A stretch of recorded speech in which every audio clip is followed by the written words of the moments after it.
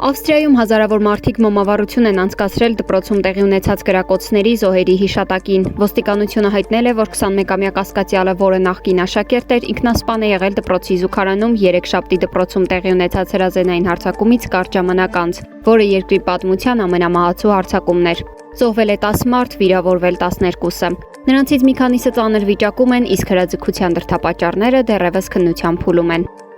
Լոս Անջելեսում պարետային ժամ է մտցվել ներգաղթյալների բողոքի ցույցերի ֆոնին, տեղեկացրել է Լոս Անջելեսի քաղաքապետ Կարեն Բասը։ Նա հայտարարել էր, որ պարետային ժամը ուժի մեջ կլինի երեկոյան ժամը 8-ից մինչև առավոտյան 6-ը։ Նաև նշել էր, որ հրամանը վերաբերում է քաղաքի միայն մի փոքր մասին, որը ընդգրկում է 502 քառակուսի մղոն։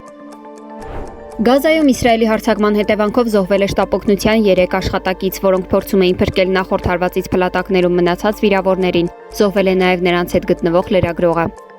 Իսրայելն արտաքսել է Գազա ուղևորվող Մադլին մարդասիրական նավի անդամներ շվեդ ակտիվիստ Գրետա Թունբերգին եւ եւս 3 կամավորների։ Մարդասիրական նավը, որով Թունբերգը նավարկում էր 12 հոգուց բաղկացած անձնակազմով եւ օգնություն էր տեղափոխում Գազա, իսրայելական ուժերի կողմից գրավվել էր նախօրեին։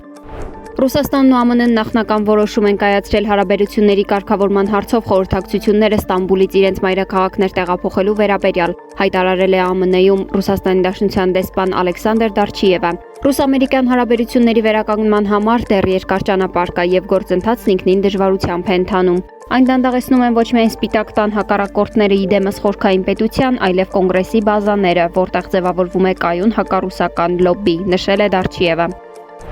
Հյուսիսային Իռլանդիայում բողոքի ցույցի ժամանակ վիրավորվել է 15 ոստիկան։ Դիմակավորված ցուցարարները դյուրավառ հեղուկով շշեր, ծանր քարեր եւ աղյուսներ են նետել նրանց ուղղությամբ։ Իրավապահների տվյալներով Բեյլիմենայում անտրիմ կոմսությունում անկարգությունների ժամանակ վնասվել է ոստիկանական 2 մեքենա, իսկ տների եւ առևտրային գրասենյակների դռներն ու պատուհանները կոտրվել են։ Միջադեպերը հետաքննվում են որպես ռասայական ատելության հողի վրա ձեռնարկված հարձակումներ։ Սվետլանա Թորոսյան, Նոնա Գևորգյան, ABC Media։